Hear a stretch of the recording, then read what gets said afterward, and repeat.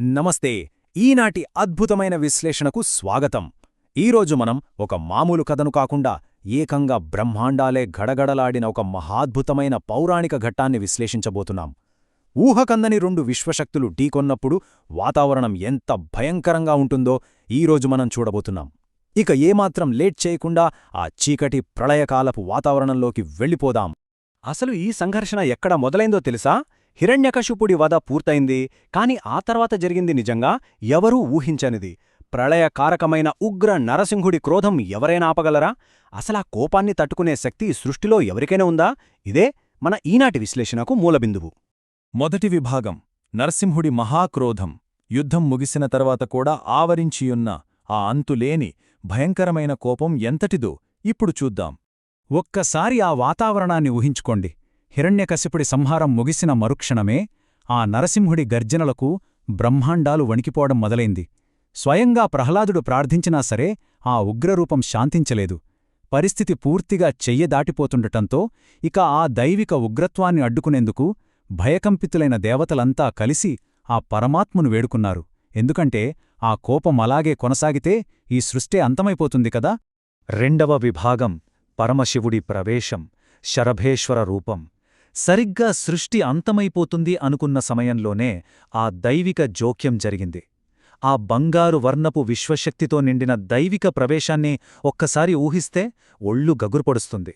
దేవతల కోరిక మేరకు నరసింహుణ్ణి శాంతింపచేయడానికి శివుడు ముందుగా వీరభద్రుణ్ణి పంపాడు. కాని లాభం లేదు.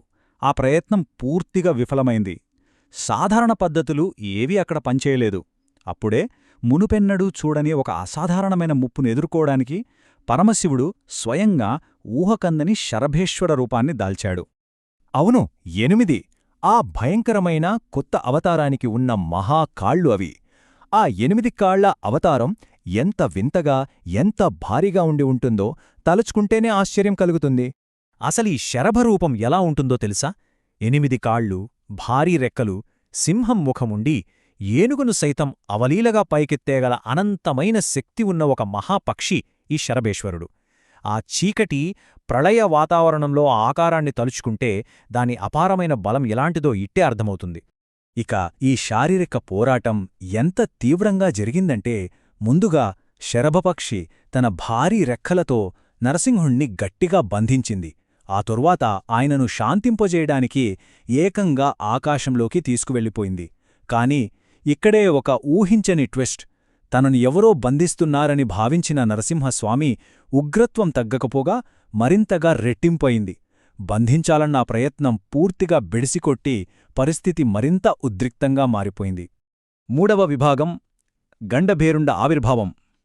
ఆ ఘర్షణ ఏ స్థాయికి చేరుకుందంటే, శరభను ఎదిరించి ఆ బంధనం నుండి బయటపడటానికి నరసింహస్వామికి అంతకంటే బలమైన, అత్యంత భయంకరమైన మరో మహాశక్తి అవసరమైంది.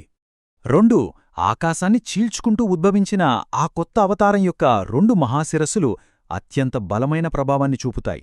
ఆ అవతారమే గండభేరుండ. నరసింహస్వామి శరీరం నుండే నేరుగా ఆవిర్భవించిన ఈ 2 తలల మహాపక్షికి తిరుగులేని అపారమైన బలముంటుంది. విశ్వగతిని మార్చేయగల ఒక అద్భుతమైన, అతి భయంకరమైన సృష్టి ఇది. దీని శక్తి గురించి చెప్పాలంటే, ఒక్కొక్క తల ఒక బ్రహ్మాండాన్ని మింగేయగలంత పెద్దదిగా ఉంటుంది. ఒక్కసారి ఆ శక్తి పరిమాణాన్ని ఊహించండి. అసలు అలాంటి రూపం ఉద్భవిస్తే విశ్వం పరిస్థితి ఏమిటి అనే భయం మనకు కలుగుతుంది కదా. 4వ విభాగం: మహాయుద్ధం. ఇప్పుడు మనం ఈ అద్భుత గాథలో అత్యంత కీలకమైన ఘట్టానికి చేరుకున్నాం. ఇది కేవలం 2 దేవుళ్ల మధ్య జరిగిన యుద్ధం కాదు సుమా. సృష్టిలోనే 2 అత్యున్నత విశ్వశక్తుల మధ్య జరిగిన ఒక మహాఘర్షణ. ఈ ముఖాముఖి పోరును ఒక్కసారి గమనిస్తే, ఒకవైపు 8 కాళ్ళు, భారీ రెక్కలు, అపారమైన బలమున్న శరభరూపం, మరోవైపు అంతులేని ఉగ్రత్వం నుండి పుట్టి బ్రహ్మాండాలనే మింగేయగల 2 తలల గండభేరుండం. ఈ 2 మహాశక్తులు ఆ భయంకరమైన వాతావరణంలో ఎదురుపడినప్పుడు పరిస్థితి ఎంత ఉత్కంఠభరితంగా ఉండి ఉంటుందో మనకు కళ్లకు కట్టినట్లు కనిపిస్తుంది. ఆకాశమార్గంలో మెరుపులు, ఉరుముల మధ్య అద్భుతమైన పోరు జరిగింది. 2 మహాశక్తులు ఆకాశమే బద్దలయ్యేలా తలపడ్డాయి. చివరకు ఆ భీకర యుద్ధంలో గండబేరుండ తన అపారమైన పరాక్రమంతో శరభను గట్టిగా నిలవరించింది. ఆ ఉత్కంఠభరిత పోరాటం అలా ఒక కొలిక్కొచ్చింది. 5వ విభాగం లోక కళ్యాణం మరియు పరమశాంతి. ఆ భీకరమైన మహాఘర్షణ ముగిసిన తర్వాత అలజడులన్నీ సద్దుమణిగి లోక కళ్యాణం కోసం ఒక ప్రశాంతమైన వాతావరణం నెమ్మదిగా ఏర్పడటం మొదలయింది. మరి ఆ ప్రశాంతత ఎలా సాధ్యమైంది?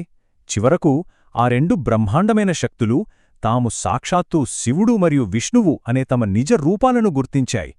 నిజం తెలుసుకున్న వెంటనే తమ అనంతమైన దైవిక ఉగ్రత్వాన్ని పూర్తిగా విడిచిపెట్టాయి. సృష్టిని రక్షించడం కోసం, విశ్వశ్రేయస్సు కోసం ఆ క్షణంలో పరమశాంతి నెలకొంది. ఎందుకంటే వారిద్దరి అంతిమ లక్ష్యం ఒకటే, అదే సృష్టి రక్షణ.